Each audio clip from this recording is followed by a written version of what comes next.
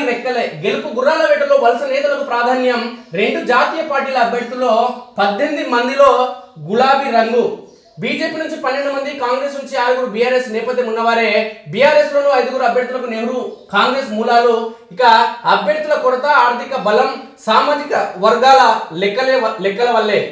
అంటే ఇప్పుడు TRS party నుంచి మొత్తంగా పోటీ చేస్తున్న అభ్యర్థులు ఎక్కువ మంది టిఆర్ఎస్ పార్టీ నుంచి, అంటే ఈ తెలంగాణ రాష్ట్రంలో పార్లమెంట్ ఎన్నికలు జరుగుతున్న ఈ క్రమంలో టిఆర్ఎస్ పార్టీకి సంబంధించిన వాళ్ళే ఆ పార్టీకి రాజీనామా చేసి కొంతమంది కాంగ్రెస్ లోకి, కొంతమంది బీజేపీలోకి వెళ్ళడం జరిగింది. మొత్తంగా తెలంగాణ రాష్ట్రంలో 17 లోక్సభ స్థానాలుంటే 18 మంది టిఆర్ఎస్ పార్టీలో ఉండి కాంగ్రెస్ బీజేపీలోకి వెళ్ళిన వారే 18 మంది పోటీ చేయడం జరుగుతుంది అనేది స్పష్టత. ఇక ఈ అంశానికి సంబంధించి చూస్తే మరో 4 రోజుల్లో రాష్ట్రంలో జరిగిన లోక్సభ ఎన్నికల్లో పోటీ చేసే అభ్యర్థులను ప్రధాన పార్టీలు ఇప్పటికే ఖరారు చేశాయి. బీజేపీ, బీఆర్ఎస్ ఇప్పటికే 17 నియోజకవర్గాలకు అభ్యర్థులను ప్రకటించగా అధికార కాంగ్రెస్ మాత్రం మరో 3 చోట్ల అభ్యర్థులను ప్రకటించాల్సి ఉంది. అయితే అభ్యర్థుల ఎంపికలో ఈసారి అన్ని పార్టీలు విచిత్ర పద్ధతులను అనుసరించగా అభ్యర్థులు కూడా టికెట్ దక్కించుకునేందుకు విచిత్ర విన్యాసాలు చేశారు. దీంతో ఎవరు ఏ పార్టీ నుంచి ఏ పార్టీలో చేరి పోటీ చేస్తున్నారో తెలియని అయోమయ పరిస్థితి నెలకొంది. పార్టీ సిద్ధాంతాలు, విధానాలతో సంబంధం లేకుండా అన్ని పార్టీలు బలమైన అభ్యర్థులుగా పేర్కొంటూ ఇతర పార్టీల నుంచి వచ్చిన వారికి టికెట్ల కేటాయింపులో పెద్దపీట వేశాయి. పార్టీలో సీనియారిటీ, విధేయత వంటి వాటిని పక్కన పెట్టి వలస నేతలకు అత్యంత ప్రాధాన్యం ఇచ్చాయి. సొంత పార్టీలో సమర్థులైన అభ్యర్థులు లేరనే సాగుతో ఆర్థిక బలం, కుటుంబ నేపథ్యం, సామాజిక వర్గాల లెక్కలు తదితరాలను పరిగణలోకి తీసుకుంటూ అభ్యర్థులను ఎంపిక చేశాయి. మరోవైపు ఇన్నాళ్ళు కొనసాగుతున్న పార్టీలో పోటీ చేసే అవకాశం దక్కిన కాలదని మరో ప్రత్యర్థి పార్టీలో చేరి టికెట్ దక్కించుకునే ఘటనలు ఉన్నాయి. దీంతో పార్టీలో అభ్యర్థులు ఎవరైనా ఒకరిద్దరు మినహా మిగతా వారందరూ ఏదో ఒక సందర్భంలో బీఆర్ఎస్ లోనో కాంగ్రెస్ లోనో కొనసాగిన వారే కావడం గమనార్హం. రాష్ట్రంలో అన్ని పార్టీలను గులాబీ గుబాలింపు. రాష్ట్రంలోని 17 స్థానాల్లో బీజేపీ, కాంగ్రెస్ తరఫున పోటీ చేసిన అభ్యర్థులు 18 మంది ఏదో ఒక సందర్భంలో బీఆర్ఎస్ లో పనిచేసిన వారే ఉన్నారు. బీజేపీలో 12 మంది, కాంగ్రెస్ లో 6 లేదా వారి కుటుంబ సభ్యులు, 6 లేదా వాళ్ళ కుటుంబ సభ్యులు బీఆర్ఎస్ లో కొనసాగిన వారే. బీఆర్ఎస్ ప్రకటించిన 17 అభ్యర్థుల్లోనూ 6 కాంగ్రెస్ జీన్స్ కలిగిన వారు ఉన్నారు. పెద్దపల్లి, వరంగల్, చేవెళ్ల, మల్కాజ్గిరి, మెదక్ లోక్సభ నియోజకవర్గాల్లో పోటీ చేస్తున్న బీఆర్ఎస్, కాంగ్రెస్, బీజేపీ అభ్యర్థులు గతంలో బీఆర్ఎస్ లో పనిచేసిన వారే కావడం గమనార్హం.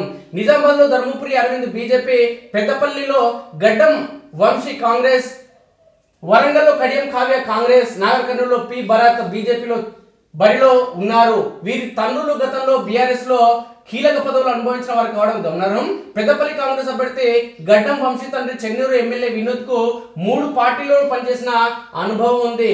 బీజేపీ నుంచి పోటీ చేస్తున్న వారిలో గోడెం నగేష్ ఆదిలాబాద్, ధర్మపురి అరవింద్ నిజామాబాద్, గోమాస శ్రీనివాస్ పెద్దపల్లి, ఆరూరు రమేష్ వరంగల్, సీతారాం నాయక్ మహబూబాబాద్, బూర నర్సేగౌడ్ భువనగిరి, శానంపూడి సైదిరెడ్డి నల్గొండ, పి భరత్ పోతుగడ్డి భరత్ నాగర్ కర్నూలు, కొండా విశ్వేశ్వరరెడ్డి చేవెళ్ల, ఈటల రాజేందర్ మల్కాజ్గిరి, రఘునందనరావు మెదక్, బీబీ పాటిల్ జైరాబాద్ గతంలో బీఆర్ఎస్ తో కలిసి పనిచేసిన వారే. కాంగ్రెస్ తరఫున టికెట్లు దక్కిన గడ్డం వంశీ పెద్దపల్లి, కడియం కావ్య వరంగల్, పి రంజిత్ రెడ్డి చేవెళ్ల, నీలం మధు మెదక్, దానం నాగేందర్ సికింద్రాబాద్, పట్నం సునీత మహేందర్ రెడ్డి మల్కాజ్గిరి గతంలో బీఆర్ఎస్ తో సంబంధాలు కలిగిన వారే. బీఆర్ఎస్ నుంచి పోటీ చేస్తున్న బాజిరెడ్డి గోవర్ధన్ నిజామాబాద్, మాలోత్ కవిత మహబూబాబాద్, క్యామ మల్లేష్ భువనగిరి, రాగిడి లక్ష్మారెడ్డి మల్కాజ్గిరి, గాలి అనిల్ కుమార్ జైరాబాద్ కూడా ఎంతో కొంత కాంగ్రెస్ వాసన కలిగిన వారే. ఇక సిట్టింగుల్లో 9 మంది తిరిగి బరిలోకి. 17 మంది సిట్టింగ్ ఎంపీల్లో 9 మంది మాత్రమే తిరిగి బరిలో దిగుతున్నారు. వీరిలో బీఆర్ఎస్ నుంచి 9 మందికి గాను 3, బీజేపీలో 4కి గాను 3 తిరిగి పోటీ చేస్తుండగా కాంగ్రెస్ లో మాత్రం 3 సిట్టింగ్ లో ఒక్కరు తిరిగి పోటీ చేయడం లేదు. బీజేపీ నుంచి ధర్మపురి అరవింద్ నిజామాబాద్ నుంచి బండి సంజయ్, కరీంనగర్ నుంచి బీబీ పాటిల్, జైరాబాద్ నుంచి కిషన్ రెడ్డి, సికింద్రాబాద్ నుంచి బీఆర్ఎస్ నుంచి మాలోత్ కవిత మహబూబాబాద్, నామా నాగేశ్వరరావు ఖమ్మం, మన్నె శ్రీనివాస్ రెడ్డి మహబూబ్నగర్, కాంగ్రెస్ నుంచి రంజిత్ రెడ్డి చేవెళ్ల నుంచి, అసదుర్ ఓవైసీ ఎంఐఎం హైదరాబాద్ నుంచి తిరిగి పోటీ చేస్తున్నారు. సిట్టింగ్ ఎంపీలు సోయం బాబురావు ఆదిలాబాద్, వెంకటేష్ నేత పెద్దపల్లి, పసునూరి దయాకర్ వరంగల్, కుమ్మటిరెడ్డి వెంకటరెడ్డి భువనగిరి, ఉత్తమ్ కుమార్ రెడ్డి నల్గొండ, పి రాములు నాగర్ కర్నూలు, రేవంత్ రెడ్డి మల్కాజ్గిరి, కొత్త ప్రభాకర్ రెడ్డి మెదక్ పోటీకి దూరంగా ఉన్నారు.